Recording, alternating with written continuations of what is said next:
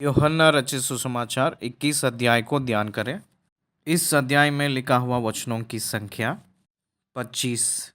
इस 25 आयतों में लिखा हुआ विषय, पहले 3 वचनों में यीशु मसीह के चेले लोग 7 लोग और उनके दोस्त लोग 8 लोग तिब्रियास झील के किनारे जो यीशु मसीह प्रकट होने का वर्णन, और चेले लोग ने उस समुद्र में मछली पकड़ने गए थे।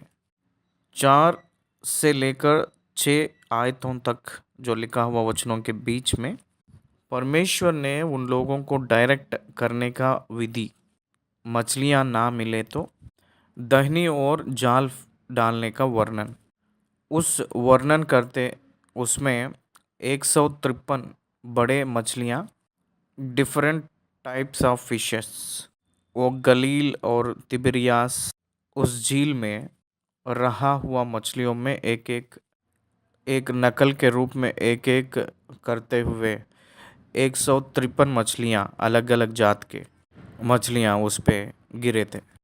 वो एक बहुत महत्वपूर्ण का विशेष बात है, उसका विवरण हमने बाद में बताएंगे।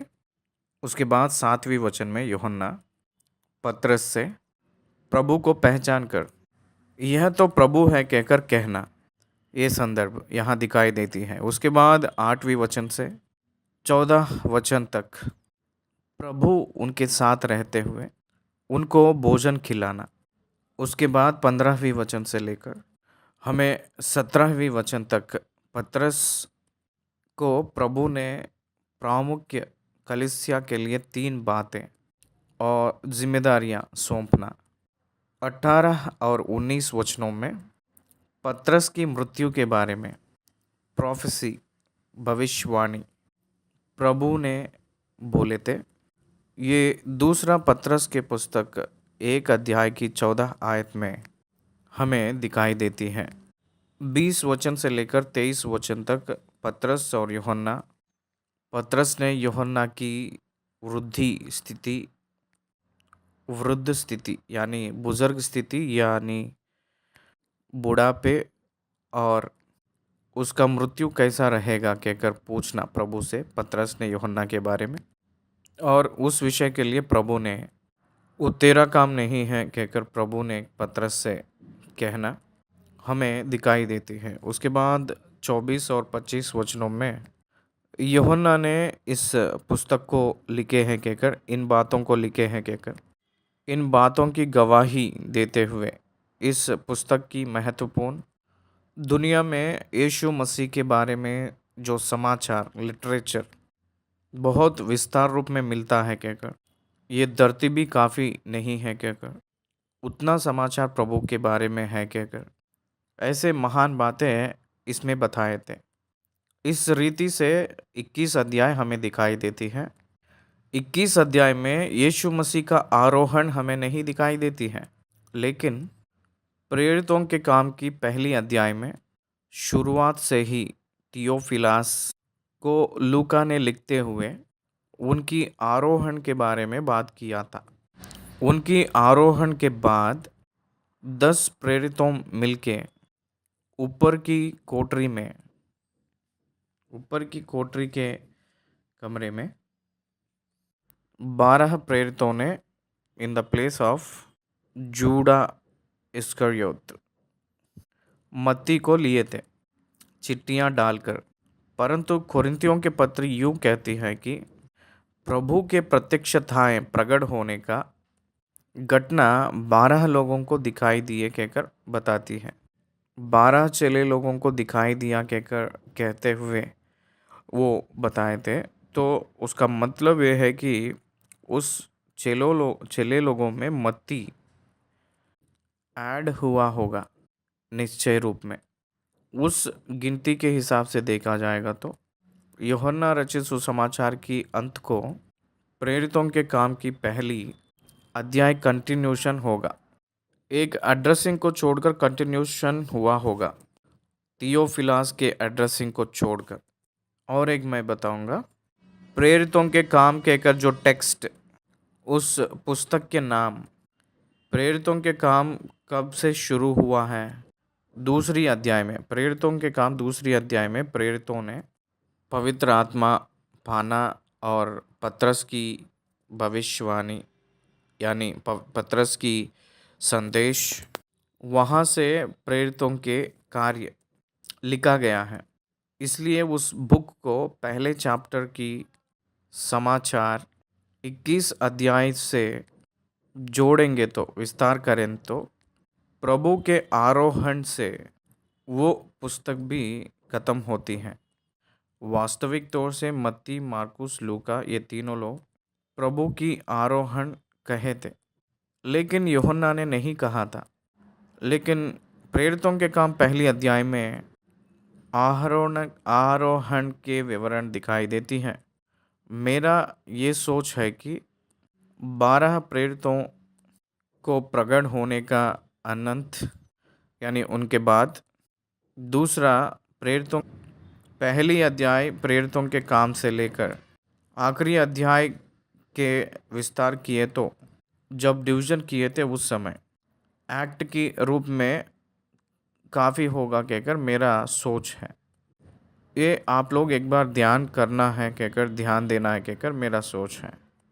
तो आइए हम लोग पहली वचन से लेकर परमेश्वर के वचन में जाए। यूहन्ना रचित सुसमाचार पहली वचन से 21 अध्याय की आइए आरंभ करें। ये जो यूहन्ना रचित सुसमाचार यूहन्ना ही लिखे तो भी अपने खुद की आइडेंटिटी ओपनली नहीं बताए थे। क्यों पता नहीं, वो बोलने के लिए नहीं चाहे थे। यीशु मसीह जो प्यार किया था वही चेला के रूप में ही बता लिए थे अपने आप को। उसके बाद 21 अध्याय की पहली वचन से आइए। इन बातों के बाद चेले लोगों को यीशु मसीह अपने आप को प्रकट करने का जो प्रकट होने के घटनाएं यूहन्ना 3 लिखे थे, उस 3 घटनाओं में हम लोग जो पढ़ने जा रहे हैं वो तीसरी घटना है। जो बीता हुआ अध्याय 20वीं अध्याय में 10 चेले लोग कमरे में बंद करके, वो जो लोग बैठे थे उस समय, जो यहूदियों के डर के नाते अंदर कमरे में बैठे हुए, सो जब यीशु मसीह प्रकट होना वो एक बार घटना। 11 चेले लोग यानी तोमा भी उनके साथ, सारे चेले लोगों के साथ रहे, सो तब दूसरी बार प्रकट होना, ये एक घटना। और तीसरा तिब्रियास के झील के किनारे यीशु मसीह अपने आप को प्रकट कर लेना चेले लोगों को, ये तीसरी बार। ये 3 प्रकट की घटनाएं यूहन्ना ने लिखे थे उनके पुस्तक में। इसलिए यहाँ लिखा है कि पहली आयत में इन बातों के बाद, किन बातों के बाद? तोमा को प्रकट हुए के बाद, उन बातों के बाद, यीशु मसीह मृतकों में से जी उठे के बाद, 40 दिन धरती पे और रहकर 11 बार वो अपने आप को चेले लोगों को प्रकट किए थे। आरोहण होते समय 500 लोगों को लमसम दिखाई दिए हैं कहकर कोरिन्थियों के कलीसिया को पौलुस ने लिखे थे। इसलिए उन लोगों के, जो चेले लोगों को, भक्त लोगों को वो प्रकट होना चाह रहे थे, वही उनके प्रकट होने के घटनाएं। उन्होंने सब लोगों को नहीं दिखाई दिए थे।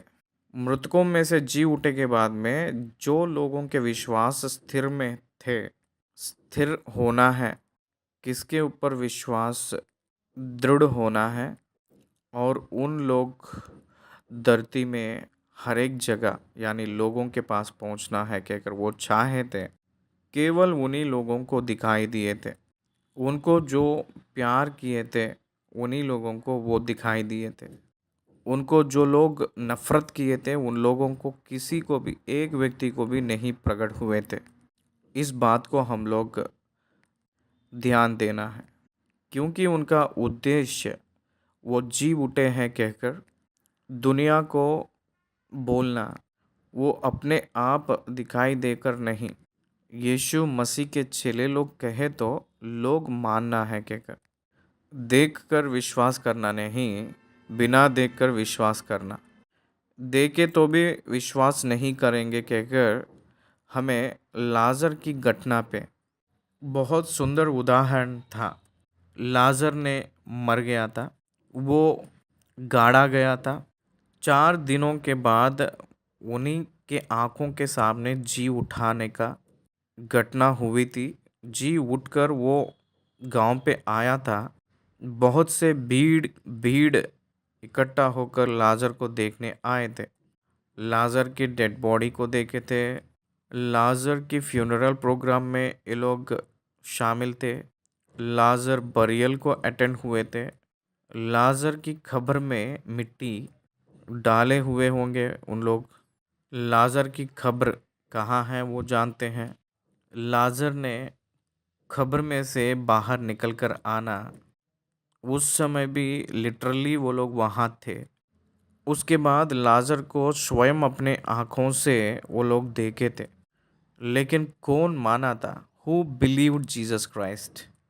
इसलिए लूका रचित सुसमाचार 16 अध्याय में अब्राहम ने धनवान व्यक्ति से कहा था, बाबू, कोई भी एक व्यक्ति मृतकों में से जी उठकर गए तो भी यकीन नहीं करेंगे, कहकर अब्राहम ने धनवान व्यक्ति से कहा था। मृतकों में से ही तो लाजर ने गया था, खबर में से ही वो गया था ना। और लाजर को भी घात करने के लिए सोचे थे, कहकर यूहन्ना रचित सुसमाचार 12 अध्याय में हम लोग देख सकते हैं। यीशु मसीह मृतकों में से जी उठे हैं। आखिरी में जब वो आरोहण हुए थे उस समय लूका रचित सुसमाचार में जो लिखा हुआ बात को अगर देखें तो बहुत अचंभ लगता है। उनमें से कुछ लोग यकीन विश्वास किए, प्रतीत किए हैं कहकर, कुछ लोग नहीं किए कहकर लिखा रहता है। ये क्या बात है? उनके सामने ही यीशु मसीह आकाश में जा रहे थे, कुछ लोग संकोच किए थे। इसलिए बाइबल ग्रंथ हमें ये बताती है कि यीशु मसीह के प्रकट होने की घटनाएं उनके ऊपर जो लोग विश्वास करते हैं उन्हीं लोगों को दिखाई दिए थे। ये घटना जिसको वो देना चाहे थे और उस घटना को प्रचार में ले जाने के लिए वो चाहे थे, जिन लोगों को उन्हीं के द्वारा सुसमाचार की विस्तार करने के लिए जो लोग थे उन्हीं लोगों को प्रकट हुए थे। इन बातों के बाद यीशु मसीह ने अपने आप को तिबिरियास झील के किनारे चेलों पर प्रकट किया और इस रीति से प्रकट किया, अपने आप को प्रकट किया। अपने आप को प्रकट करना चाहे तो ही वो दिखाई देंगे। उद्धार के विषय में परमेश्वर जिसको प्रकट हुए थे उन्हीं लोगों का उद्धार हुआ है। वो अपने आप को प्रकट कर लिए थे। अब्राहम को परमेश्वर ढूंढकर अपने आप को प्रकट कर लिए थे, ना कि अब्राहम परमेश्वर को ढूंढा था। मूसा ने परमेश्वर को नहीं खोजा, मूसा को परमेश्वर ने ढूंढा और उसको प्रकट किए थे अपने आप को। अब देखिए बाइबल ग्रंथ में, God seeking man, not man seeking God. मनुष्य ने परमेश्वर को नहीं ढूंढा था, परमेश्वर ही मनुष्यों को ढूंढकर प्रकट हुए थे। एम्माई नगर पे जाने के लिए जो चेले जा रहे थे वो लोग यीशु मसीह को नहीं ढूंढे थे, लेकिन यीशु मसीह खुद उन चेले लोगों को ढूंढे थे और अपने आप को प्रकट कर लिए थे। तिब्रिया के झील पे चेले लोग यीशु मसीह को नहीं ढूंढे थे, उन लोगों को यीशु मसीह ही खुद अपने आप को प्रकट कर लिए थे। मगदलिनी मरियम ने यीशु मसीह के जीवित स्थिति को नहीं ढूंढी थी, मृतक शरीर को यीशु का ढूंढ रही थी, लाश को ढूंढ रही थी। लेकिन यीशु मसीह पुनरुत्थान होकर वो अपने आप को प्रकट कर लिए थे, इसलिए वो अपने आप को प्रकट कर लिए थे। सारे बाइबल परमेश्वर ही अपने आप को प्रकट कर लिए जैसे सबूत हैं। मनुष्य ने ढूंढते ढूंढते परमेश्वर के पास पहुंचा हुआ घटना नहीं है। परमेश्वर के पास मनुष्य रीच नहीं हो सकता। परमेश्वर को मनुष्य ने अपने ज्ञान से नहीं पहचान पाएगा। मनुष्यों के ज्ञान परमेश्वर को नहीं पहचान सकता, इसीलिए अत्यधिक रूप में नास्तिक लोग बहुत हैं। याद रख लीजिए इस बात को। हम बहुत से अत्यधिक ज्ञान की शिक्षा पाए हैं कहकर जो कह लेते हैं मनुष्यों ने, वो लोग कहते कि परमेश्वर ही नहीं है कहकर कहते, क्योंकि वो मनुष्यों के ज्ञान को मिलने वाली चीज़ नहीं है। इसीलिए अपने आप को उस चेले लोगों से प्रकट कर लिए थे। यहाँ जगह ये है कि तिबिरियास झील के किनारे यीशु मसीह तिबिरियास झील के पास आए हैं। चे- चेले लोग चेले लोग उनको नहीं ढूंढ रहे थे, चेले लोगों को प्रभु खुद ढूंढ रहे थे, ना कि चेले लोग प्रभु को ढूंढ रहे थे। तिबिरियास के झील या गलील के झील या तिबिरियास और गलील और हिन्नेसरत, ये तीन एक ही है। गन्नेसरत के बारे में हम लोग और भी देखना चाहे तो लूका रचित सुसमाचार 5 में हमको दिखाई देती है, और कई जगहों में गन्नेसरत के बारे में लिखा है बाइबल में। ये जो तिबिरियास कहकर जो झील, गलील के झील के ईस्टर्न पार्ट को तिबिरियास झील, तिबिरियास लेक कहकर बुलाते हैं, क्योंकि ईस्वी पूर्व 4 से लेकर 39 तक 43 साल टाइबेरियस कहकर एक राजा ने उस जगह को पालन किया था। यीशु मसीह के जन्म BC 4 के रूप में हम लोग बोलते हैं। AD 30 में वो मृत्यु हुए कहकर कहते हैं। इसका मतलब total life of Jesus Christ के टाइम में पालन में जो रहा है राजा, उस राजा का नाम ही तिबिरियास टाइबेरियस कहते हैं। उस काल में जो हुई थी, इसलिए उसका नाम उस झील पे रखा है, उस झील को उसका नाम दिया गया है कहकर इतिहास हमें बोलती है। द ईस्टर्न पार्ट ऑफ गलील सी, गलील के झील में ईस्टर्न पार्ट है, वो बहुत जल कम रहने की एक शाख है, इसलिए इसको उसके बाद वो अपने आप को प्रकट करने का विधि कैसे है कहकर देखे तो एक्सप्लेनेशन दिए हैं यहाँ। ये जो पुनरुत्थान की प्रकट होने का विवरण। दूसरी आयत, समौन पतरस और तोमा जो दिदुमुस कहलाता है, और गलील के काना नगर का नतनिएल और जबद्दी के पुत्र और उसके चेलों में से 2 और जन इकट्ठे थे। ये गलील के काना नगर के नथानिएल कहकर जो नाम दिया गया है, वो डिसाइपल नहीं था। ये 12 चेलों में से एक व्यक्ति नहीं था, लेकिन उन लोगों के साथ मछली पकड़ने के लिए गया था। इसलिए यहाँ 7 चेले लोग और उनके दोस्त लोग हमें दिखाई देते हैं, अदर पर्सन्स दिखाई दे रहे हैं। इन लोगों को एक बार अपने आप प्रकट कर लिए थे, अचानक से एक बार। ये बातें हम लोग गौर से देखें तो तीसरी वचन में ये एक अचंभ की बात दिखाई देती है।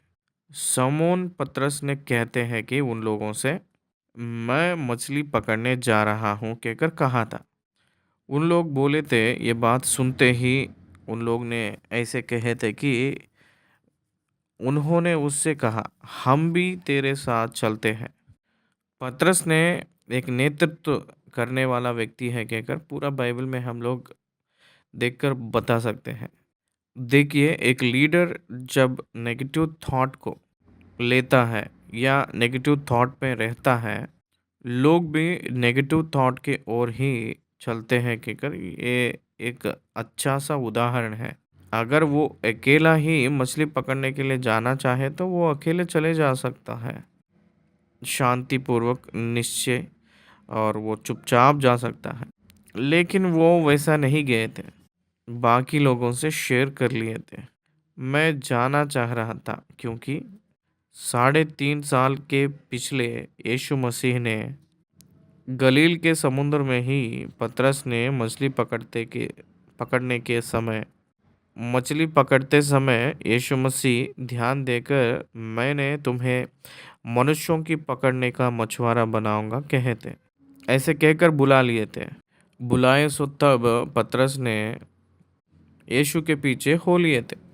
पतरस पीछे हो लिया था बहुत प्रामुख्य रीति से वो काम किए थे। बहुत समर्पण ने मतलब प्राण भी दे दूंगा कहकर कहा था पतरस ने यीशु से। उस प्रकार की व्यक्ति प्रभु मृत्यु हुए के बाद तब को ही 2 बार प्रकट हुए थे प्रभु ने।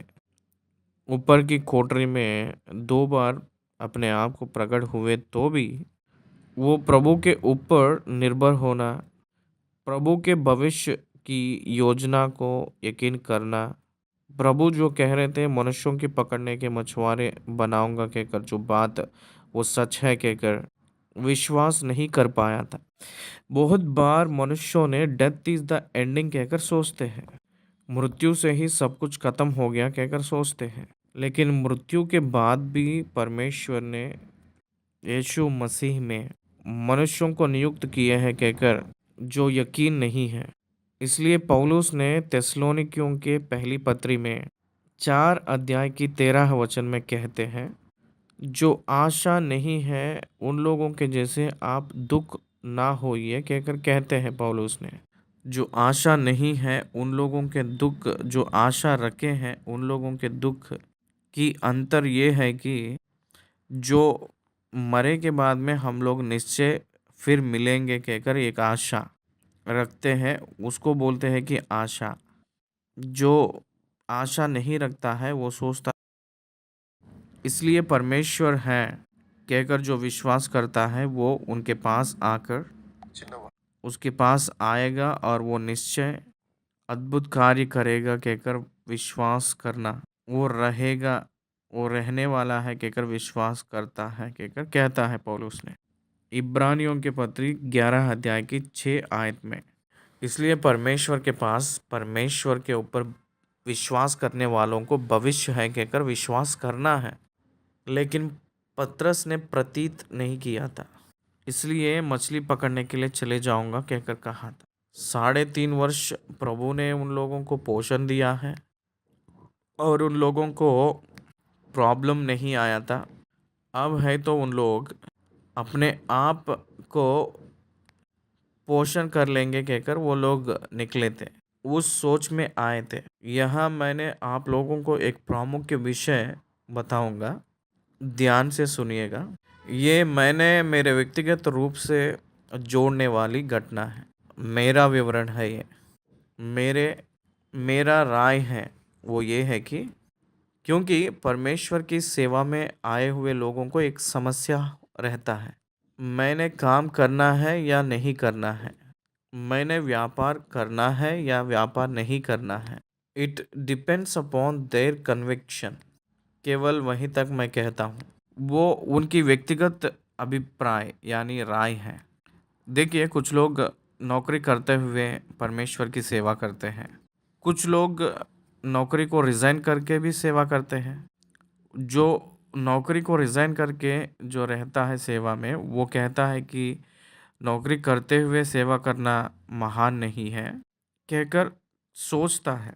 जो नौकरी में रहते हुए सेवा करता है वो ये सोचता है कि पूरा नौकरी छोड़कर सेवा में रहने से भी ऐसे स्वयं अपने खुद अपने आप को पोषण करके मैं सेवा करूँगा कहकर सोचता है।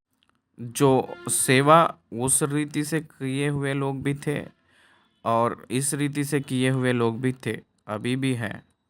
नौकरी करते हुए जो सेवा किए हुए लोगों के ज़रिया उद्धार पाए हुए लोग भी हैं, नौकरी को रिज़ाइन करके सेवा किए हुए लोगों में और उद्धार पाए हुए लोग भी हैं। डायलेमा ये है कि क्या मैं काम कर सकता हूँ या नहीं, क्या मैं व्यापार कर सकता हूँ या नहीं, ये है कॉन्सेप्ट।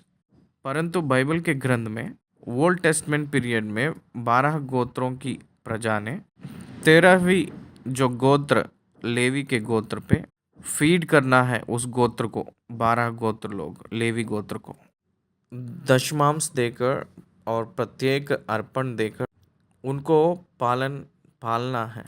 13 की गोत्र वाले यानी लेवी लोग काम पे नहीं जाते थे, काम पे ना जाओ कहकर परमेश्वर ही खुद बोले थे, वो अपने ही काम पर रहो कहकर कहे थे।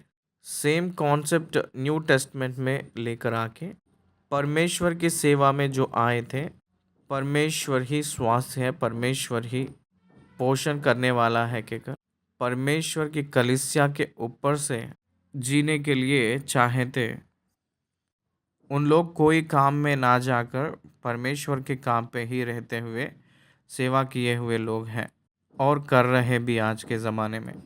उनका विश्वास यह है कि परमेश्वर ही उन लोगों को पोषण करेंगे, परमेश्वर के ऊपर निर्भर होकर रह जाते हैं। उन लोग they won't earn by work, उन लोगों के जैसा जो रहते हैं, और वो आशीष पाए हुए लोग, बहुत से रूप में आशीष पाए हुए लोग समाज में हैं। इसलिए मैं तो विश्वास करता हूँ both were accepted God, both were accepted God.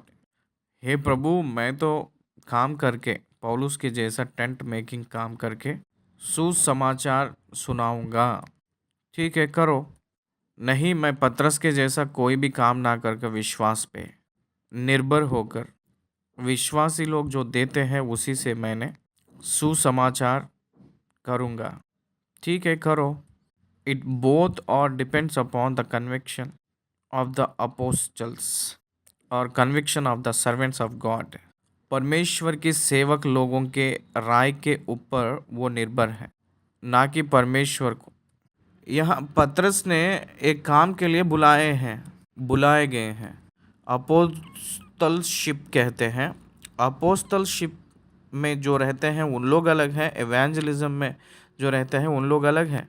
ये जब अपोस्तलिक वर्क में रहे थे तब ये निश्चय दुनिया को सुसमाचार ले जाने वाले थे, और ये निश्चय समय पे उनको बुलाए गए थे। उस समय में थे वो आसिया के प्रांत में सुसमाचार ले गए हुए रूप में हमें पतरस की सेवकाई का कार्यों में हम लोग देख सकते हैं। कुछ विवरण हमें मिल सकता है। इसलिए प्रभु बुला रहे हैं। आप लोग नौकरी में जाकर जीने का ज़रूरत नहीं है। इसका मतलब वो लोग सेवकाई के लिए ही वो नौकरी में नहीं गए थे। उन लोग जीवन को चलाने के लिए उन लोग वो नौकरी में गए थे।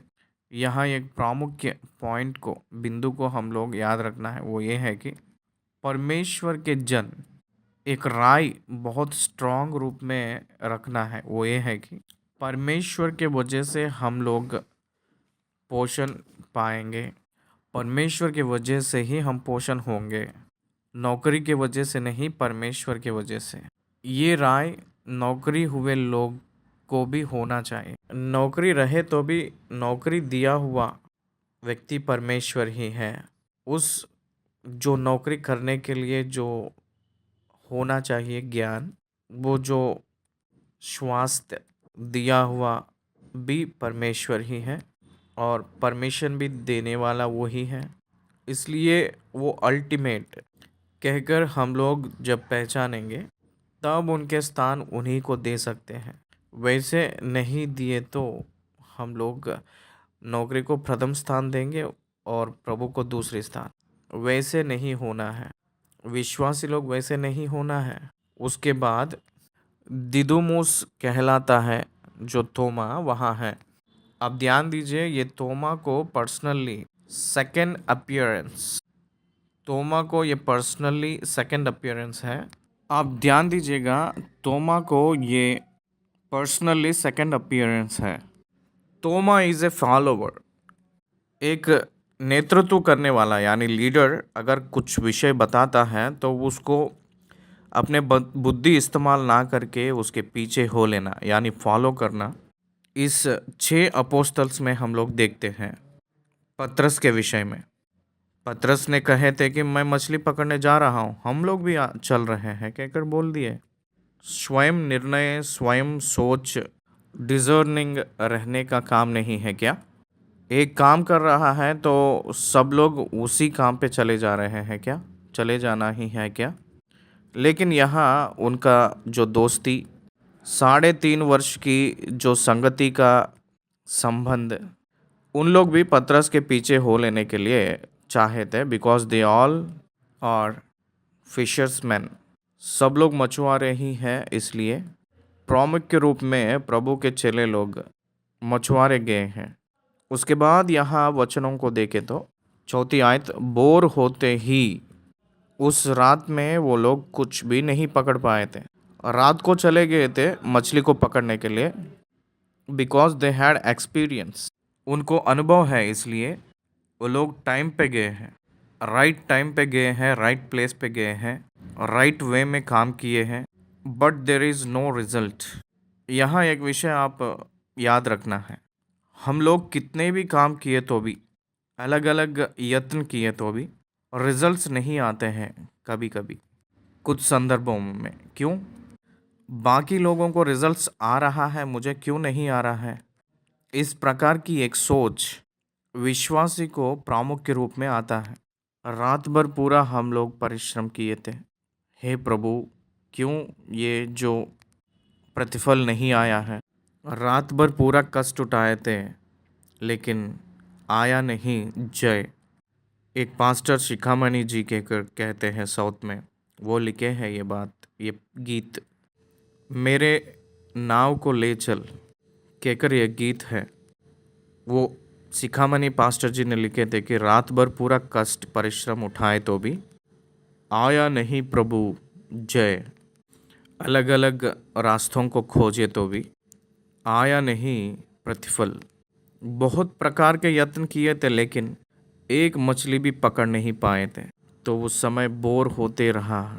बोर होते ही वापस आ जाते हैं मछुआरे, इसलिए उन लोग कोई भी मछली नहीं पकड़े थे। तब यीशु मसीह किनारे जाकर खड़ा हुए थे। यीशु प्रभु किनारे पर आ खड़ा हुआ। उन लोग अंदर ही है झील में, प्रभु ने किनारे खड़े होकर बात कर रहे हैं। आप ध्यान दीजिए, when they failed in their job and work, Jesus was there to dilemma. Jesus was there to directed them. यीशु मसीह ने उन लोगों को डायरेक्ट करने के लिए, गाइड करने के लिए वो तैयार हैं। जब वो लोग सफलता नहीं पाए थे, तब विफल हो गए थे, तब when you were defeated, when you are failed, आप जो हार मानते हैं, हार जाते हैं, तब आप विफल हो गए तो you must listen the voice of God. प्रभु का आवाज़ सुनाई दे रहा है, that's not the way, this is the way. It cancels your experience. The word of God cancels our experiences. परमेश्वर के वचन अपने अनुभव को रद्द करती है, इसको हम लोग पहचानना है। वहाँ उन लोगों के सब अनुभव रद्द करके प्रभु ने बात कर रहे हैं। वहाँ नहीं आप लोग जाल फेंकना, जाल वहाँ डालना नहीं। यीशु मसीह वहाँ खड़े हो गए थे तो भी चेले ने नहीं पहचाना कि यह यीशु है। तब यीशु ने उनसे कहा, हे बालकों, क्या तुम्हारे पास कुछ मछलियाँ हैं?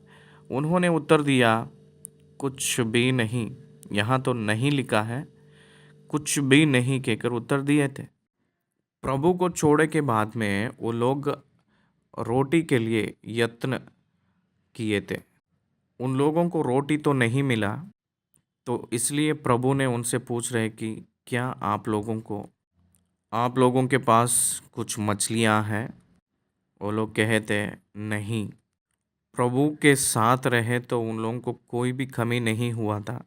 प्रभु तो मृतक हो गए थे, मर चुके थे कहकर वो प्रभु को छोड़कर चले गए थे, और प्रभु को छोड़कर वो लोग कुछ भी कमा नहीं पाए थे।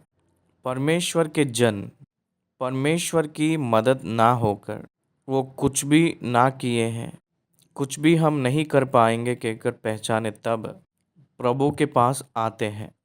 प्रभु अगर आप नहीं हैं तो हम एक कदम भी नहीं बढ़ा सकते हैं कहकर, जैसे मूसा ने एक नकल के रूप में दिखाई देते हैं, वैसे हम भी चलना है। तब वो लोग नहीं कहकर कहे थे मछलियाँ। छठवीं वचन, उसने उनसे कहा, नाव की दाहिनी ओर जाल डालो तो पाओगे कहकर कहे थे प्रभु ने। Direction of God and the spirit of God, the word of God is important. परमेश्वर के वचन के अगुवाही, परमेश्वर की आत्मा की अगुवाही हमें निश्चय पाकर रहना है। मैंने हमारे 33 साल की सेवकाई में अगर और भी कुछ साल मैं जीऊँगा तो तब तक मुझे जो डायरेक्शन ये है कि यीशु ही सुलझाओ, preach the gospel through television. मुझे जो डायरेक्शन है वो लैंग्वेजेस में कन्वर्शन करना। मेरे डायरेक्शन ये है कि विश्व दर्शन। मुझे कलीसिया रखो के डायरेक्शन कभी भी आया नहीं। आप फलाना इवेंजलिक वर्क में इस टाइप के रूप में करो के डायरेक्शन आया नहीं। हमें जो आया था हर एक डायरेक्शन इम्प्लीमेंट किए थे। इसलिए हम हमेशा कहते हैं मेरे साथी दोस्त लोगों से, मैं जो जितने किया था एक्सपेरिमेंट बाइबल में बेस्ड वर्क्स में शायद कोई नहीं किया होगा। वैसे ही मैं जितने विफलता हुआ था उतना विफलताएं कोई भी अनुभव नहीं किया होगा। परमेश्वर एक आईएएस अधिकारी को सब डिपार्टमेंट्स में जो रहते हैं, सब नौकरियों में जो रहते हैं, वो ट्रेनिंग बहुत शॉर्टेस्ट पीरियड कैसे देते हैं, दिलाते हैं, उस प्रकार के रूप में परमेश्वर हमें सब प्रकार की मसीह के सेवकाई में अनुभव दिए हैं। मैं सोचता हूँ ऑल माय फेल्यूर्स और my experiences of my strength. इसलिए परमेश्वर विफलता हुए सो लोगों से परमेश्वर बात कर रहा है। उन लोगों की डायरेक्शन कहाँ भटक गया है जानने वाला परमेश्वर उन लोगों की राइट डायरेक्शन में चलाने के लिए हमेशा तैयार है। वो they should listen to him, they should focus on his direction. मनुष्यों के रूप में हम लोग परमेश्वर की डायरेक्शन को पाने के लिए चाहना है, उनकी अगुवाई को, और वो जो बात बोलते हैं उस बात की आज्ञाकारिता बनना है। 6वीं आयत में लिखा है कि उसने उनसे कहा, नाव की दाहिनी ओर जाल डालो तो पाओगे। अतः उन्होंने जाल डाला और अब मछलियों की बहुतायत के कारण उसे खींच ना सके। वो घटना तुरंत स्ट्राइक हुआ था यूहन्ना को। जो जाल खींच नहीं पा रहे थे उतने मछलियां उनको मिला है कहकर कहते ही लूका 5 में पतरस यही परमेश्वर कहा गया हुआ बात को 2 नाव मछलियों को पकड़े हैं, एक जाल फेंक कर तब हमें बुलाए हैं। इसलिए ये कौन है कहकर गौर से देखकर पहचाना था। ये तो प्रभु है, ये तो प्रभु है। यूहन्ना ने तो पहचान लिया है। तब उस चेले ने जिससे यीशु प्रेम रखता था, मतलब यूहन्ना, पतरस से कहा, यह तो प्रभु है। शमौन पतरस ने यह सुनकर कि वह प्रभु है, कमर में अंगार का कस लिया, क्योंकि वह नंगा था, और झील में कूद पड़ा। पतरस ने अपने मालिक के सामने अपने शरीर को दिखाना नहीं चाहा था, इसलिए वो झील पे अपने शरीर को मालिक के सामने दिखाना नहीं चाहता, इसलिए वो तुरंत झील में कूद गया। पतरस ने, मेरे प्रिय भाई और बहन, यूहन्ना ने उस यीशु मसीह के प्रकट होने का प्रत्यक्षता को वो देखकर वो पहचाना था, ज्ञान को इस्तेमाल किया था, लेकिन पतरस ने नहीं पहचान पाया। पतरस को ये तो प्रभु है कहकर कहते ही उनकी आज्ञाकारिता बनकर दिखाने के लिए वो झील में कूदा। किस प्रकार की अपोस्टल्स हैं ये, कितने महान सोच, ज्ञान, बुद्धि वाले हैं ये लोग, कितने आज्ञाकारिता लोग हैं ये। हम लोग सोचना चाहिए, हम लोग भी अपने जीवन में बुद्धि और सोच, विवेक को पाकर चलना है, जीना है। 8वीं आयत से, परंतु दूसरे चेले ढोंगी पर मछलियों से भरा हुआ जाल खींचते हुए आए, क्योंकि वे किनारे से अधिक दूर नहीं, पर कोई 200 हाथ पर थे। जब वे किनारे पर उतरे तो उन्होंने कोयले की आग और उस पर मछली रखी हुई और रोटी देखी। वो लोग किनारे आते ही उन लोगों को भोजन तैयार के साथ है किनारे। जीसस कुकड़ कहकर कह सकते हैं, कहना है, क्योंकि प्रभु ने उन लोगों के लिए खाना बना के रखे हैं वहाँ। उन लोग आते ही उन लोगों के पास भोजन नहीं है कहकर प्रभु को पहले ही पता है, इसलिए पूछे तो वो लोग नहीं ही कह सकते हैं, इसलिए उससे पहले ही भोजन तैयार करके रखे हैं, बना के रखे हैं प्रभु ने। इसलिए परमेश्वर के प्रिय पुत्रों, Jesus had his own alternatives for us. उनकी ऑल्टरनेटिव्स हमेशा अपने पक्ष में है। अपने फीडिंग विषय में हो, अपना कोई भी विषय हो, वो सुलझाव देने के लिए तैयार ही है अपने तरफ से। अपने लिए उसको पाकर उसकी अनुभव करना ही अपना काम है, अपना धर्म है। लेकिन उन लोग सोचे थे मैं मछलियों को पकड़कर उसको ले आके और उसको पका के बना के खाएंगे कहकर सोचे थे। वो काम ना करते ही उनकी एफर्ट्स के द्वारा जो आता है उससे वो लोग जीना चाहे थे, लेकिन उनकी एफर्ट ना होकर ही बाय द ग्रेस ही प्रोवाइडेड।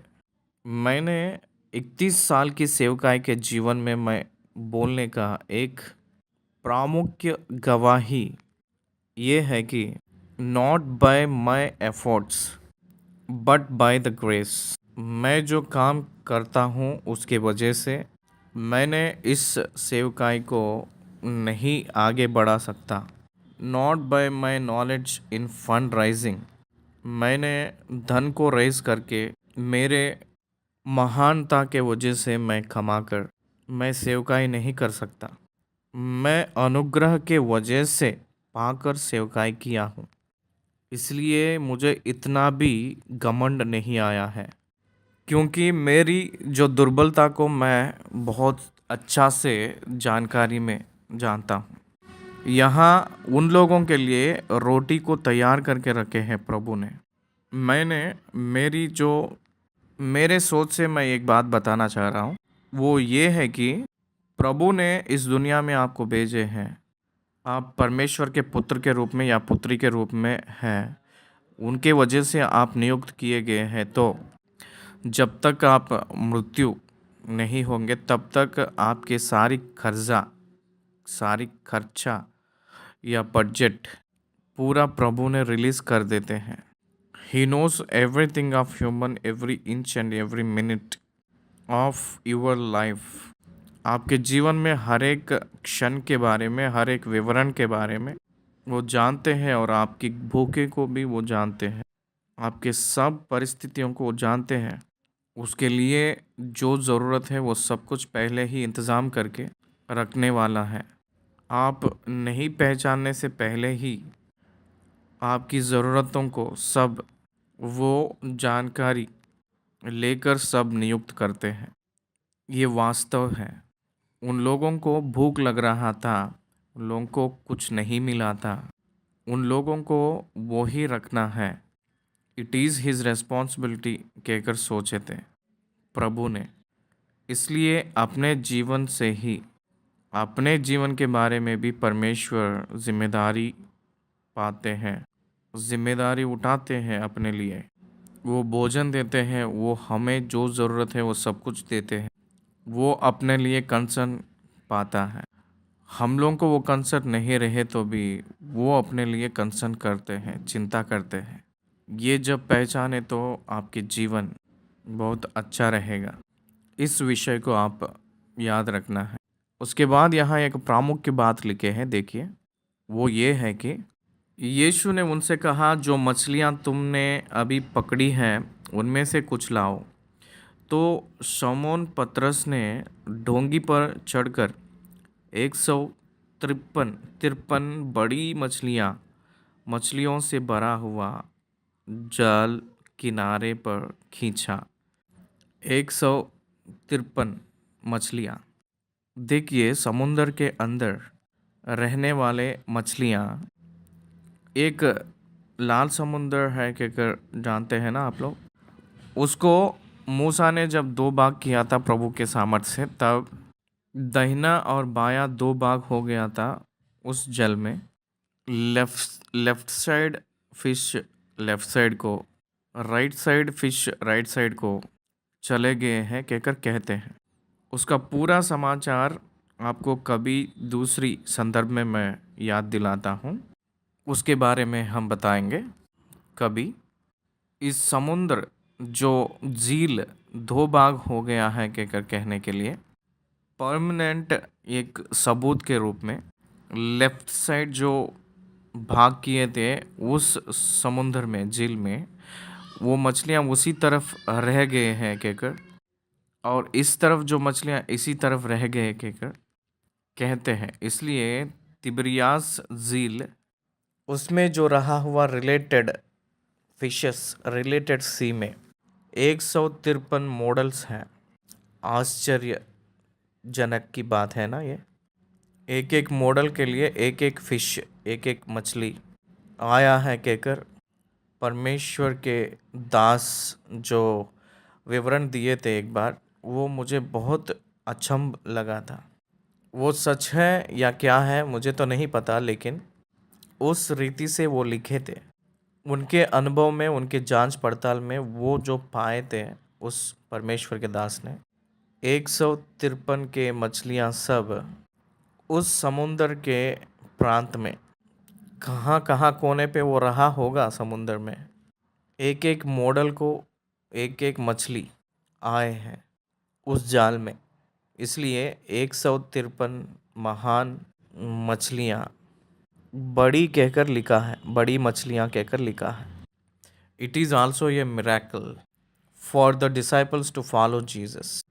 यीशु मसीह के पीछे हो लेने के लिए वो मिरेकल को प्रभु ही किए हैं कहकर कहने के लिए उस परमेश्वर दास ने यत्न किए थे। 12वें वचन से, इससे पहले जो शब्द भी एक बार दोहराए, इतनी मछलियाँ होने पर भी जाल ना फटा। 12 वचन, यीशु ने उनसे कहा, आओ भोजन करो। चेलों में से किसी को साहस ना हुआ कि उससे पूछे तो कौन है, क्योंकि वे जानते थे कि यह प्रभु ही है। यीशु आया और रोटी लेकर उन्हें दी, और वैसे ही मछलियाँ भी। यह तीसरी बार है कि यीशु मरे हुओं में से जी उठने के बाद चेलों को दिखाई दिया। मैंने जब बाइबल पढ़ा था तो उस समय जो अपने भाषा में जो ट्रांसलेशन कर रहे हैं, अनुवाद कर रहे हैं, उस भाषा में आप बाइबल पढ़ना है। 100 दुनिया के भाषाओं में अपना दर्शन है ना। जो जो भाषा में अनुवाद कर रहे हैं उन लोग, उनकी भाषा में बाइबल ग्रंथ को निश्चय पढ़ना है जहाँ मैं पढ़ा हूँ। यीशु मसीह रोटियों को और मछलियों को उस चेले लोगों को दिए थे। वो तीसरी बार उनकी दर्शन हुआ था, प्रकट हुआ था। वो कौन है उनको समझ आया है, इसलिए आप कौन है कहकर नहीं पूछे थे, साहस नहीं किए थे पूछने के लिए। यहाँ तक एक भाग हो चुकी है यूहन्ना रचित सुसमाचार में। तो दूसरी भाग जाएंगे तो 15 वचन से 17वें वचन तक यीशु प्रभु ने पतरस की जिम्मेदारियों के बारे में बात कर रहे थे। पतरस जी ने कलीसिया का लीड लेने वाले एक अपोस्तल के रूप में दिखाई दे रहे हैं। प्रभु भी उनको बड़ा किए हैं कहकर कहते हैं लोग। इसलिए पोप जो आज के ज़माने में आरसीएम कलीसिया में प्रचार करने वाले जो पहचाने हैं उनको, मतलब आरसीएम वाले जो पोप को पहचानते हैं उनको प्रथम स्थान या मुख्य स्थान देते हैं, पीटर के रूप में आए हैं कहकर कहते हैं। इसलिए इसका मतलब सारी दुनिया उनकी आज्ञाकारिता होते हैं ना। आरसीएम कलीसिया सब पोप के अंडर में। उनकी लीडरशिप का कारण यह है कि पीटर की नकल के रूप में बोल लेते हैं लोग। 15वीं वचन से हम लोग पढ़े। भोजन करने के बाद यीशु ने समौन पतरस से कहा, हे समौन यूहन्ना के पुत्र, क्या तू इनसे बढ़कर मुझसे प्रेम रखता है? रुकिए, यहाँ एक प्रश्न आपसे पूछना है। क्या यीशु मसीह को जानकर ये बात पूछ रहे हैं पतरस को, या ना जानते हुए पूछ रहे हैं? क्या पतरस सच बोल रहा है, झूठ बोल रहा है? ये बातें हम लोग ध्यान देना चाहिए।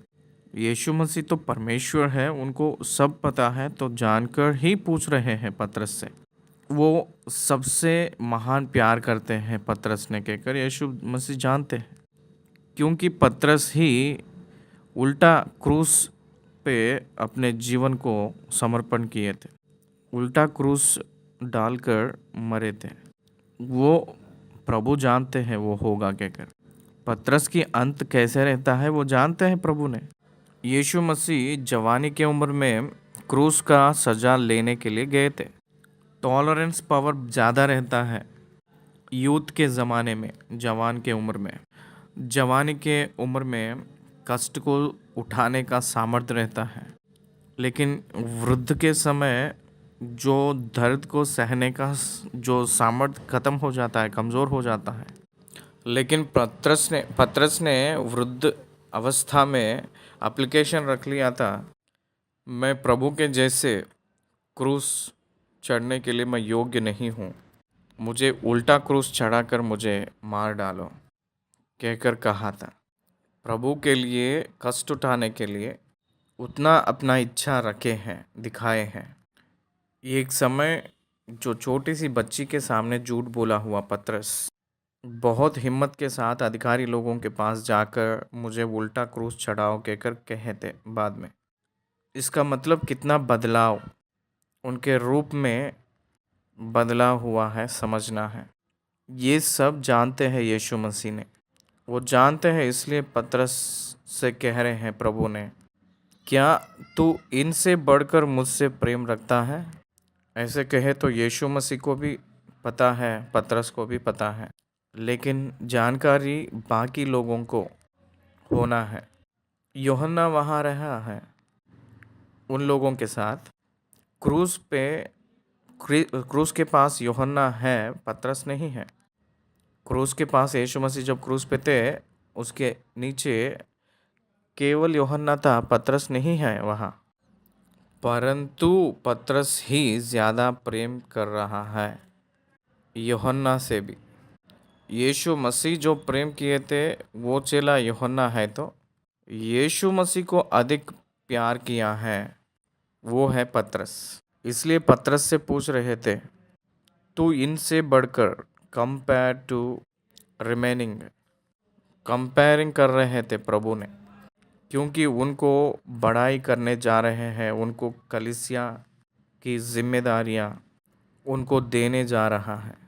इसलिए उनको बढ़ाकर उनके ऊपर नेतृत्व करने की एक नेता के रूप में, एक प्रधान के रूप में यीशु मसीह ये बातें पूछ रहे हैं कहकर कह सकते हैं। ये केवल राय है, ना कि उनका उद्देश्य क्या है। कहीं भी हम लोग खुद डिक्लेयर करने के लिए अपने जीवन में अधिकार नहीं है। क्या तू इनसे बढ़कर मुझे, एक हम लोग पहचाना है कि 3 बार वो झूठ बोला था पतरस ने, प्रभु के बारे में मुझे नहीं पता कहकर, मैं नहीं जानता हूँ कहकर, तो भी मैं ही ज़्यादा प्रेम कर रहा हूँ कहकर कहता है पतरस ने। ये बात उन लोगों को समझना है। प्रभु उसको कबूल करते हैं उस बात को। हाँ, आप उन सभी लोगों से बढ़कर मुझे प्रेम करते हो मेरे भाई और बहन। अपने कमज़ोरियों के वजह से, अपने दुर्बलताओं के वजह से हम जो किए हैं उसको वो ज़्यादा ध्यान नहीं दे रहे हैं। इस सत्य को हम लोग समझना है। पतरस ने अपने भाई के वजह से, अपने डर के वजह से यीशु मसीह को नहीं जानता हूँ कहकर 3 बार कहने से यीशु मसीह कुछ फील नहीं हुए थे। यीशु मसीह उसको कंसिडर नहीं किए थे। यीशु मसीह को भविष्य भी पता है। He never depends or acts upon your past. He will looks at your future when he wants to use. आपके बीता हुआ दिनों को, जीवन को, आपके पाप को देखकर, आपके विफलता को देखकर वो बगल में नहीं रखेगा। वो मनुष्य की नियम है, मनुष्य का विधि है। आप जो हासिल करने जा रहा है उसको जानकर वो आपको आगे रखते हैं। वो परमेश्वर का नियम है। मूसा को परमेश्वर बुलाए थे, तब मूसा का ओरिजिनल स्टेटस क्या है पता है आपको?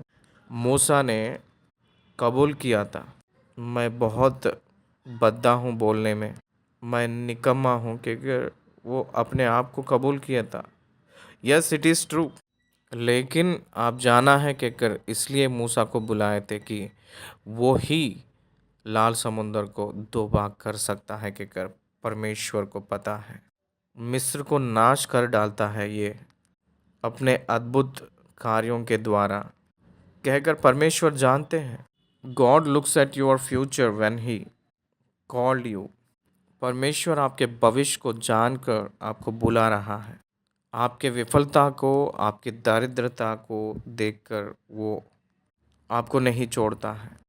People looks at your failures but God looks at your success when he called. अगर कोई आपको नौकरी देना है तो आपकी दुर्बलता को देखकर वो इनकार करते हैं, लेकिन परमेश्वर आपके सामर्थ्य को देखकर आपको अंगीकार करता है। इसको आप जानना है। पतरस के जीवन में प्रभु वो ही किए थे। तब पतरस ने कहा, हाँ प्रभु, तू तो जानता है कि मैं तुझसे प्रीति रखता हूँ। लिंक रखा है। प्रभु ने पतरस से यूं कहे थे कि तू इनसे बढ़कर, कहकर कहते ही पतरस ने कह रहा था प्रभु से, हाँ प्रभु, तू तो जानता है कि मैं तुझसे प्रीति रखता हूँ।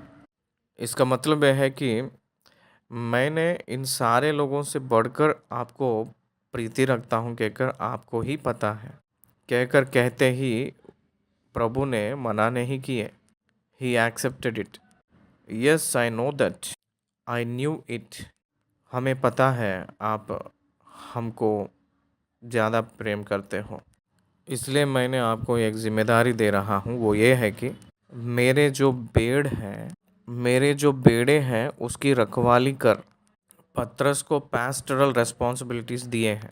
पतरस को चरवाहा के नौकरी दे रहे थे प्रभु ने, मनुष्यों को पकड़ने का एक मछुआरा। भेड़ों को जो चरवाहा चराता है, प्रामुख्य चरवाहा के रूप में, यीशु मसीह के चरवाहा के रूप में, यीशु मसीह के एक नौकर के रूप में। यीशु मसीह मालिक है और पतरस ने नौकरी पाया यीशु मसीह के पास। तो यीशु मसीह कह रहे थे कि मेरे बेड़े हैं, उसकी रखवाली कर, कहकर कह रहे थे। देखिए 16वीं वचन में, उसने फिर दूसरी बार उससे कहा, हे समौन, यूहन्ना के पुत्र, क्या तू मुझसे प्रेम रखता है? उसने उससे कहा, हाँ प्रभु, तू जानता है कि मैं तुझसे प्रीति रखता हूँ। उसने उससे कहा, मेरी भेड़ों को रखवाली कर। ऊपर मेमना के कहे थे, मेमनों को चरा कहकर कहे थे। देखिए पहले आप ही जानते हैं कहकर कहा था पतरस ने। देखिए पहले आप ही जानते हैं कहकर कहा था पतरस ने। दूसरी बार आप ही जानते हैं कहकर कहे तो इस बार मेरे भेड़ों की रखवाली कर। मेमनों को चरा कहकर कहे थे, भेड़ों को रखवाली कर कहकर कह रहे थे। चरा का मतलब फीडिंग, रखवाली कर का मतलब डिसिप्लिनिंग। इसलिए चरवाहा को दो अधिकार होते हैं। एक है कि उन लोगों को रखवाली करना, डिसिप्लिन करना, और एक है कि चराना, मतलब फीडिंग। ये दो काम जो चरवाहा है वो करना है। कलीसियाओं में विश्वासियों का रखवाली करना है, डिसिप्लिन करवाना है, और विश्वासियों को वचन से खिलाना है, चराना है। आजकल उतना चांस कहाँ मिल रहा है। विश्वासियों ने इस संडे 40 मिनट वचन सुनने के लिए वॉच दिखाते हैं और वॉच को देख लेते हैं। हर दिन परमेश्वर के वचन को सेवक ने दिए जैसे, और उसको लेने के लिए कलीसिया में जितने लोग तैयार हैं, कितने लोग रहते होंगे वचन लेने के लिए प्रभु के। केवल रविवार को परमेश्वर के भवन में जाना है 1 घंटा, वैसे एक रूटीन के रूप में आ जाते हैं, ना कि परमेश्वर के दास के पास वचन सीखेंगे कहकर। कितने लोग रहते हैं? 1000 कलीसिया में विश्वासियों में एक भी नहीं रहता होगा। हाँ, सच है, इसको हम लोग पहचानना है। तीसरी बार फिर से कह रहे थे प्रभु ने, हे समोन यूहन्ना के पुत्र, क्या तू मुझसे प्रीति रखता है? क्या आप लोग ध्यान दिए हैं? पहले प्रभु ने पतरस से कहे थे कि ऐसे कह रहे थे, हे समोन यूहन्ना के पुत्र कहकर कहे थे। दूसरी बार हे समोन यूहन्ना के पुत्र कहकर कह रहे थे, और फिर 17 आयत में भी हे समोन यूहन्ना के पुत्र कहकर कह रहे थे। क्या वो पिता के नाम से उनको बुलाना ज़रूरी है क्या?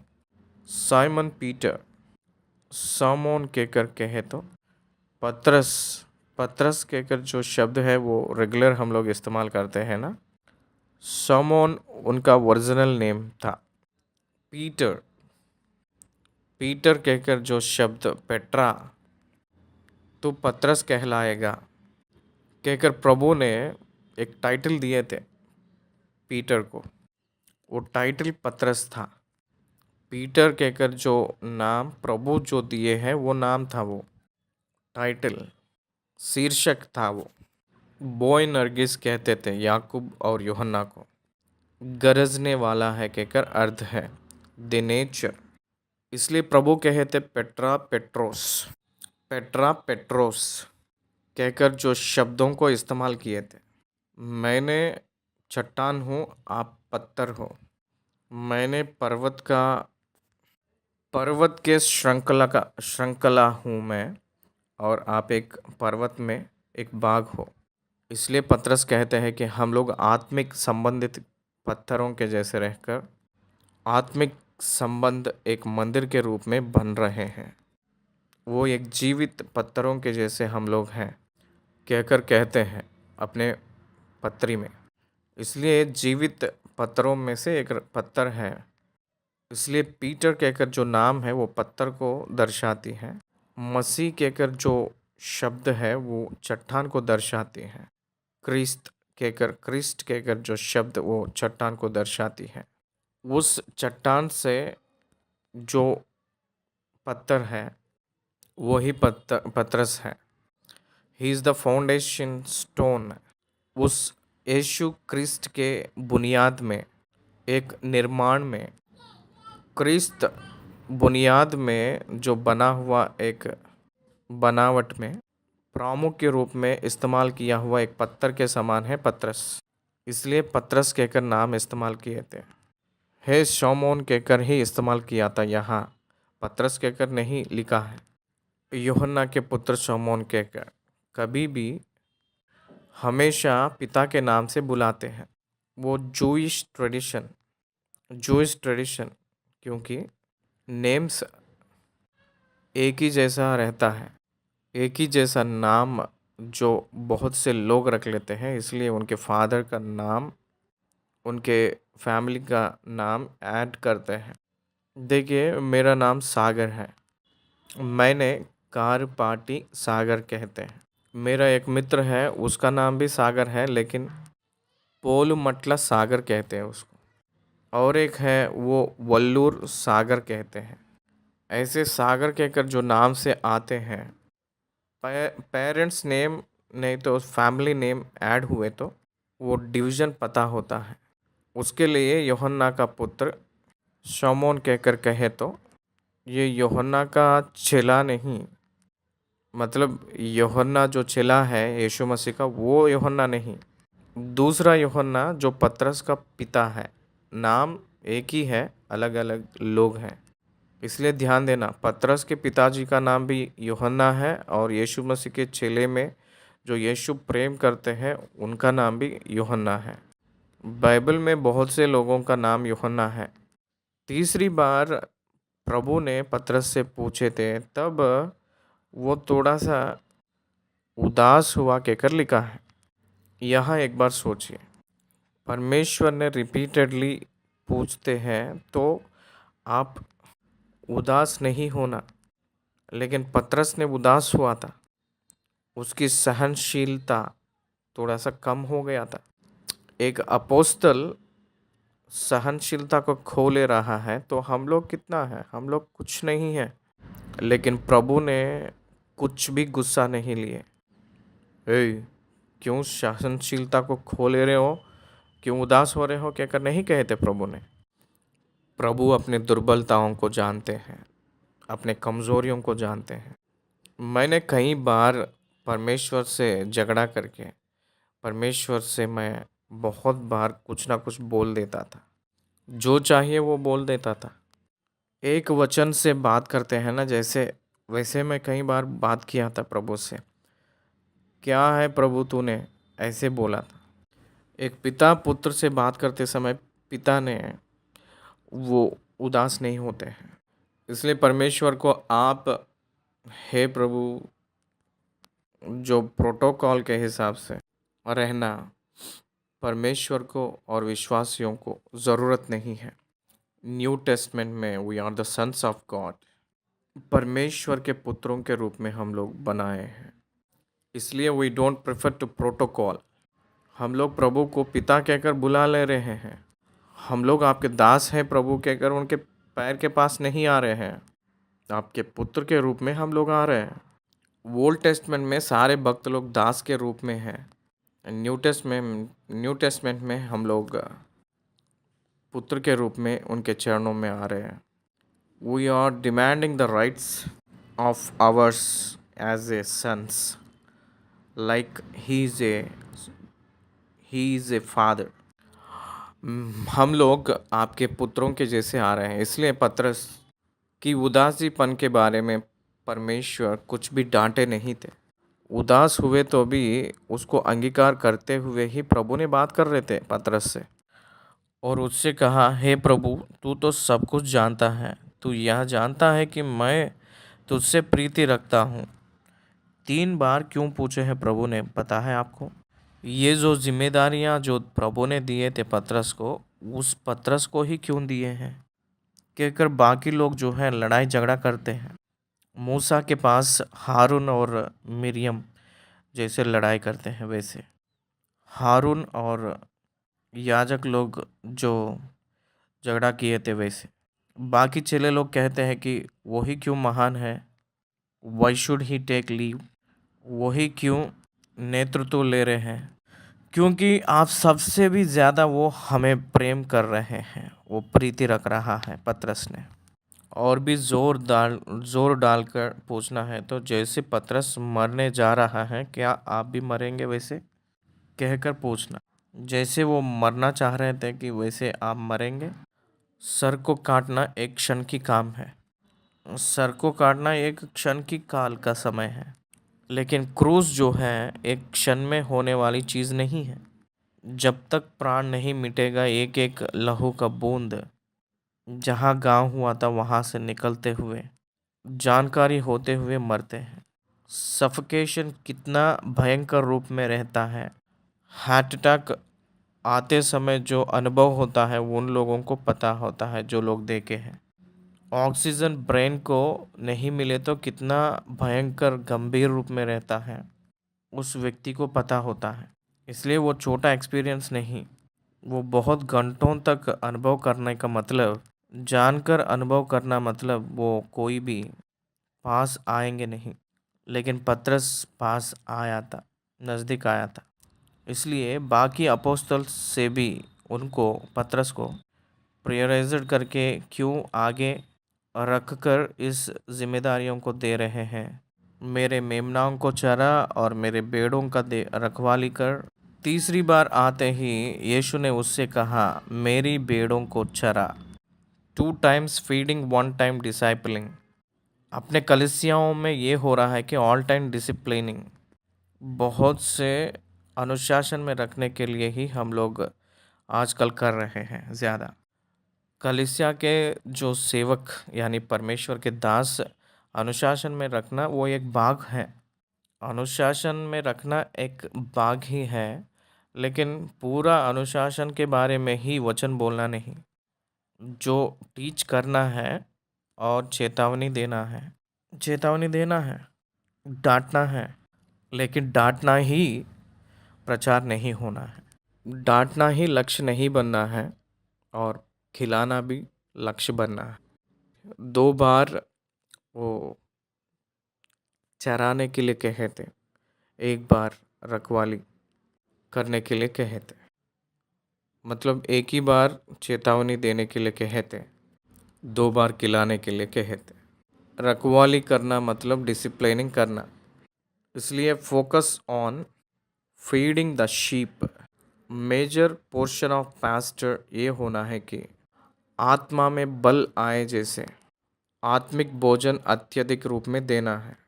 संपूर्ण आत्मिक भोजन भेड़ों को चरवाहा दिए जैसे विश्वासी को कलीसिया के चरवाहा देना अनिवार्य है।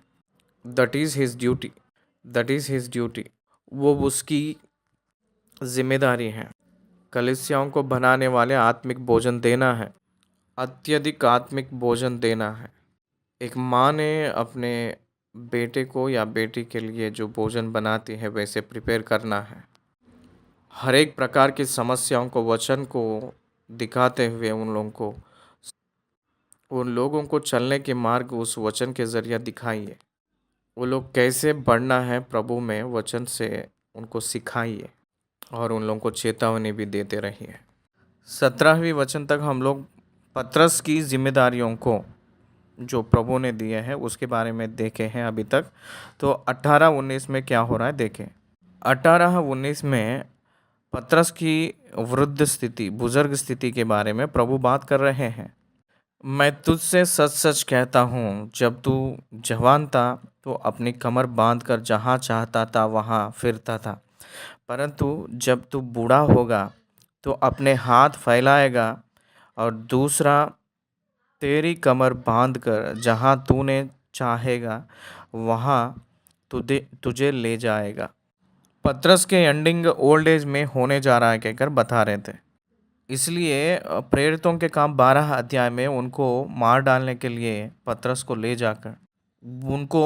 जाकर बंदी गृह में रखे थे। तो तब वो खराटे मारते हुए वो सो रहे थे। सारे रोमन सोल्जर्स गोल गोल खड़े होकर देखभाल कर रहे थे। तो किसको नींद आता है? बोर होते ही तेरे सर काट डालेंगे कहकर कहे तो किसको नींद आएगा? लेकिन पतरस ने खराटे मारते हुए सो गया है। कारण यह है कि मेरा मृत्यु अभी नहीं है। अब्राहम ने अपने पुत्र को मार डालने के लिए तलवार उठाने का कारण क्या है? मेरे तलवार उठाकर मैं मेरे बेटे को पूरा छेद पाद कर दूं और टुकड़ा टुकड़ा काट दूं तो भी मेरा परमेश्वर ने मेरे बेटा को पूरा चिपका के फिर देगा कहकर और उसके साथ मैं नीचे जाऊंगा कहकर विश्वास है अब्राहम को। इसलिए मृतकों में से उठकर विश्वास के जरिया पाया है, इसलिए वो समर्पण किया है कहकर वचन कह रही है। उसके भविष्य को जानता है। अगर मान लीजिए आज कोई कहता है कि तू आज मरने जा रहा है, I don't care, I don't believe it, क्योंकि प्रभु मुझे जो कहे थे वो काम है। I need to complete it before I leave the earth. इस दुनिया को छोड़ने से पहले ही I must complete the work, I must show the work and God has given unto me. वो जो काम मुझे दिए थे वो काम मैंने दिखाना है उनके पास जाकर। इसका मतलब मैं उनको याद दिलाना है, ओ क्षमा कीजिए, मैं उसको पूरा करना है। क्या समझ रहे हो? इसलिए प्रभु मुझे रखते हैं उस समय तक। पतरस ने वृद्धाप्य में यानी बुजुर्ग स्थिति में मर जाएगा कहकर प्रभु ने कहे थे। उसने इन बातों से संकेत दिया कि पतरस कैसी मृत्यु से परमेश्वर की महिमा करेगा और तब उसने उससे कहा, मेरे पीछे हो ले, मेरे पीछे हो ले। That is the call from rejected Peter from Jesus Christ. पुनरुत्थान हुआ जो यीशु मसीह ये कह रहे हैं कि पतरस को, मेरे पीछे हो लो, मेरे पीछे हो लो। यही परमेश्वर हमें दे रहे हैं। ये शरीर कई बार परमेश्वर के विरुद्ध, इसके इच्छाएं आत्मा के विरुद्ध रहता है, तो भी उसको मार कर हम लोग उसकी आत्मा को हम लोग पाना है, पाए जैसे हम पीछे हो लेना है। उसके बाद 20वें वचन से देखेंगे तो पतरस ने मुड़कर उस चेले को पीछे आते देखा जिससे यीशु ने प्रेम रखता था, और जिसने भोजन के समय उसकी छाती की ओर झुककर पूछा था, और हे प्रभु, तेरा पकड़वाने वाला कौन है? उसे देखकर पतरस ने यीशु से कहा, यहाँ कुछ रेफरेंस दिया था। एक प्रेम रखता था, दूसरा छाती पे झुका था, 3 कौन पकड़वाएगा कहकर पूछा था। वो क्यों? वहाँ तो ऐसे लिख सकता है कि मैं मुझसे ही पूछे हैं प्रभु ने कहकर, मतलब पतरस ने मेरे बारे में ही पूछे हैं कहकर लिख सकता है ना। यूहन्ना ने डायरेक्टली अपने नाम खुद लिखने के लिए नहीं चाहा था, अपने नाम खुद लिखने के लिए वो नहीं चाहा था। That is the spirit, we don't need to put your name. येलूर कहकर हमारे जगह पे आंध्र प्रदेश में 4 या 5 चैनल्स आ रहा है, क्रिश्चियन चैनल्स। कौन कौन कहाँ का है, कौन से चैनल किसका है, सबको पता है। लेकिन मैंने जो दिया था उस चैनल 6 महीने के बाद, वो नाम मैं जीसस फ्रेंड्स कहकर रखा था। ये चैनल किसका है कहकर मुझे ही खुद पूछते हैं, मेरा है कहकर उसमें मैं खुद मेरे बारे में नहीं पेश कर सकता हूँ। ये चैनल मेरा है, ये चैनल शांति सागर जी ने स्थापना किए हैं, वही आगे ले जा रहे हैं, वही कष्ट उठा रहे हैं कहकर मैं कहीं भी प्रदर्शित नहीं किया था। ये शांति सागर जी का चैनल है कहकर किसी को भी नहीं पता, लेकिन वो होते ही जा रहा है। My name is not important, मेरा नाम प्रामुख्य नहीं कहकर जो सोच हर एक सेवक में रहना है कहकर यूहन्ना ने 21 वचन में लिखा है कि उसे देखकर पतरस ने यीशु से कहा, हे प्रभु, इसका क्या हाल होगा? हम लोगों का क्यूरियासिटी ये होता है कि हम लोग दूसरों का क्या होता है उसके बारे में हम लोग जानकारी लेने के लिए कोशिश करते हैं।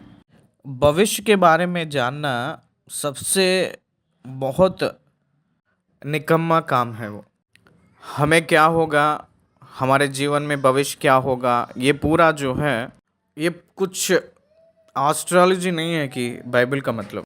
बहुत से लोगों को भविष्य के बारे में बहुत इंटरेस्ट रखते हैं, इसलिए वो लोग ज्योतिषियों के पास जाते हैं। मुझे वो पद मिलेगा या नहीं, मुझे वो पैसा मिलेगा या नहीं, मेरा विवाह सक्सेस होगा या नहीं, मेरा व्यापार सक्सेस होगा या नहीं, ये जानने के लिए ज्योतिष जो ज्ञान पाते हैं उन लोगों के पास दौड़ कर जाते हैं लोग। कारण ये है कि they want to know their future. काल और समय परमेश्वर अपने अधीन में रखे हैं, उसको जानना आपका काम नहीं है। Trust your God not about your future, trust your God not your future. Your future में fail but God never fails. That is the faith of Christian. वही मसीह वालों का आशा है। हम लोग परमेश्वर को यकीन करना है, अपने भविष्य को नहीं। हम लोग समय को नहीं विश्वास करना है। भैया देखिए, बैड टाइम चल रहा है या गुड टाइम चल रहा है। देखिए, क्रूस का टाइम जो है वो बैड पीरियड है या गुड पीरियड है। यीशु मसीह को पकड़कर उनके पीठ पे 40 में एक कम 39 चाबुकों से मारकर उनके मांस को चीर डालें, 72 कांटों से मुकुट लगाकर, मुकुट को गूंथ कर और 3 कीलों से उनको क्रूस पे टांग कर उनके छाती पे एक बर्छे से उनके पंजर में बेध कर, इतना किए तो क्या वो बैड डे है या गुड डे है? कौन से ज्योतिष ये शुभ घड़ी कहकर कह सकता है? But the Bible said it is the good and very good time. Good Friday कहकर कहे थे। यीशु जो मरे थे उस दिन good Friday, the death is good, that is Christianity. काल को और समय को। दुनिया दौड़ती है मेरे प्रिय मित्र, मसीह वाला नहीं दौड़ना। आज के ज़माने के मसीह वालों ने अच्छे अच्छे समय के लिए दौड़ रहे हैं। Every day is good. पौलुस ने कहे थे हर दिन अच्छा है। हर दिन परमेश्वर ने हमें दिए हैं, उसमें हम लोग आनंदित होना है। जो क्रूस के दिन यीशु मसीह जितना कितने वो खुशी से, महिमा से वो चिल्लाए थे, पूरा हुआ कहकर जो कहे थे वो बहुत आनंद से कहे थे। उतना आनंद उनको कभी भी नहीं मिला। यीशु मसीह के जीवन में आनंद और चिल्लाहट अगर है तो क्रूस पे छठवीं बात जो कहे थे पूरा हुआ, वो ही कहकर मैं कहता हूँ, he never looks at his wounds. वो अपने घावों को नहीं देख लिए थे, वो जो काम किए थे उस काम की परिपूर्णता को देखकर वो बहुत आनंद से चिल्लाए थे। That is Christianity.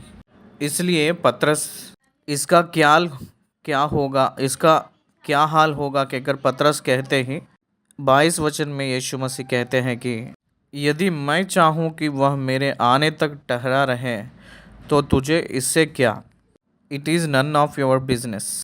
अगर मैं पीछे नहीं, वह मेरे आने तक ठहरा रहे। बहुत से लोग इस बात को ये सोचते हैं सेकंड कमिंग तक यूहन्ना ने नहीं मरेंगे। और भी कुछ झूठे प्रचार आया है। कैलाश में एक महान ऋषि यूहन्ना ही कहकर प्रचार आया है।